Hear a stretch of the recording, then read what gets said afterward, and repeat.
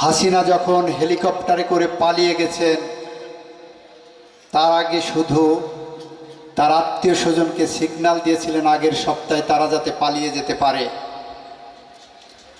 তারাও পালিয়ে গেছে। বাংলাদেশে তার হাজার হাজার লক্ষ লক্ষ কর্মীকে অরক্ষিত রেখে গেছেন। তার লক্ষ লক্ষ কর্মীকে বিপদের মুখে ঠেলে দিয়ে নিজের আত্মীয়দেরকে নিয়ে পালিয়ে দিল্লি কলকাতাতে বসে এক এক সময় এক এক রকম নসিহত করছেন। আমরা দ্ব্যর্থহীন ভাষায় বলতে চাই, আমরা শহীদ আবু সাইদ, শহীদ মুগ্ধ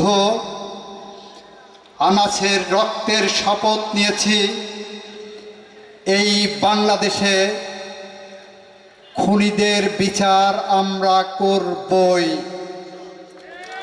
দিল্লি বসে কোনো নসিহত বাংলাদেশের মানুষকে সেই বিচার থেকে পিছনে ফেরাতে পারবে না। আমাদের জীবনের বিনিময় হলেও আমরা সেই বিচার করতে প্রতিশ্রুতিবদ্ধ। এটা বাংলাদেশের প্রতি আমাদের প্রতিশ্রুতি, এটা শহীদদের প্রতি আমাদের কমিটমেন্ট। আমরা এই বাংলাদেশ গড়ে দিয়ে যেতে চাই যাতে করে ভবিষ্যতে আর কোনো সরকার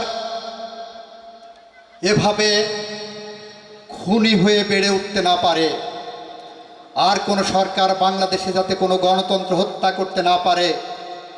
বাংলাদেশে আইনের শাসন প্রতিষ্ঠা করতে চাই, বাংলাদেশে ন্যায় বিচার প্রতিষ্ঠা করতে চাই, দুর্নীতিমুক্ত বাংলাদেশ চাই, মাদক মুক্ত সমাজ চাই, শিক্ষিত জাতি চাই।